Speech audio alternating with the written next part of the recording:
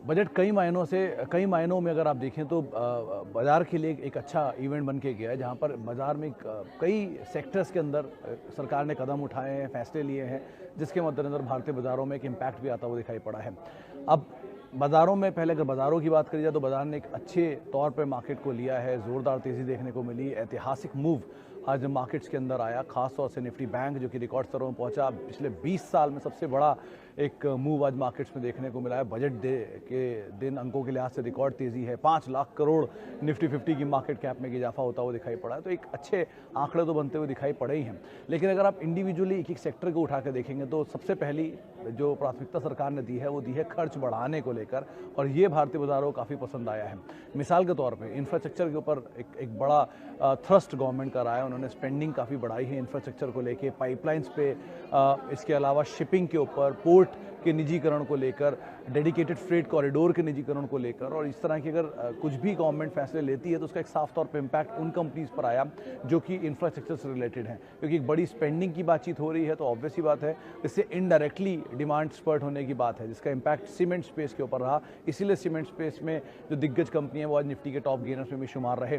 Affordable housing को लेकर भी सरकार ने जो सीमा है उसको 1 साल के लिए और एक्सटेंड कर दिया, जो उस पर इंटरेस्ट ब्याज छूट मिलती है उस पर सीमा 1 साल के लिए और बढ़ाया, जिसका इम्पैक्ट रियल एस्टेट स्पेस पे रहा।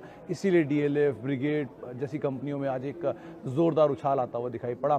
साथ ही साथ बैंक्स सबसे बड़े स्टार परफॉर्मर, और बैंक्स के लिए भी गवर्नमेंट ने एक बड़ा इनिशिएटिव लिया। मिसाल के तौर पे बैंक्स के लिए एक जो कैपिटलाइजेशन है उसके लिए 20,000 करोड़ रुपए की कैपिटलाइजेशन की बातचीत है। एक मेगा बैंक बनाने की जो बातचीत है वो एक और मार्केट ने थ्रस्ट के तौर पे लिया। इसीलिए पूरे पीएसयू बैंक्स में जोरदार तेज़ी देखने को मिली। खासतौर से रिकैपिटलाइजेशन की बातचीत जो है वो पूरे सेक्टर को एक अच्छा एवेन्यू देखी गई। इसके आधार पर भी एक अच्छी जोरदार तेज़ी इस पूरे स्पेस में बनते हुए दिखाई पड़ी। साथ साथ कुछ हद तक शॉर्ट कवरिंग भी सपोर्टिव थी।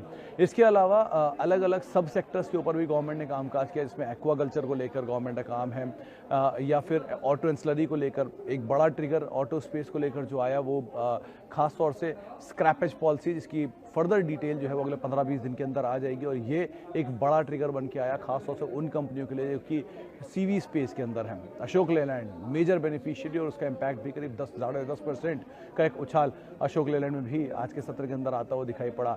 इसके अलावा individual sector wise selective sectors के ऊपर गवर्नमेंट ने काफ़ी काम किया, ड्यूटी स्ट्रक्चर्स के अंदर चेंजेस किए, और एक बड़ा ट्रिगर इस पूरे ही बाजार के लिए जो बनकर आया वो ये कि कोई भी टैक्स के अंदर बहुत बड़ा फेरबदल जो बाजार अनुमान लगा रहा था वो नहीं देखने को मिला नेगेटिव साइड पर, जिसको बाजार ने और पॉजिटिवली लिया।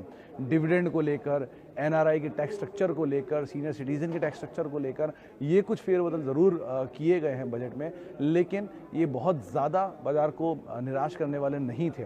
इसीलिए मार्केट ने इसको बहुत पॉजिटिवली लिया। एक और बड़ा ट्रिगर डिसइन्वेस्टमेंट का एक मेगा टारगेट जो गवर्नमेंट ने अभी भी दिया है।